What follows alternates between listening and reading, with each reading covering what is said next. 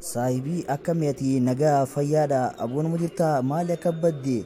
erga fuutee kana badde jaartiileen si deesse jaanii abbaa eenyu siin jaanoo ilmaan meeqaan geesse hoo akkami ati nagaa akkam nagaa fayyaadha abbaa ibsaan naan jaani tajaajilaa kana itti fadhiisi ati qoy hin fuuneessa hagama hooma deddeemta maashaa Allah baga rabbiin ilma sii kanne ilma dhiiraa sii kanne maashaa Allah aboo isaanis maaliin fuudha useetumaan deddeemuu jira zabana kana dhalaan utaatu hin dhabne dhalaan dubrummaa qabdu sun jirtu tanumaaf irraa fuudha dhiifnee tattaa'u jirraati mee ati maal na gorsita akka nama na dura fuudhee tokkotti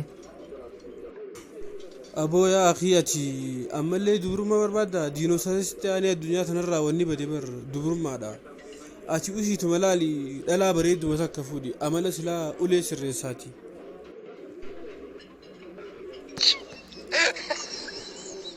Ha ha ha!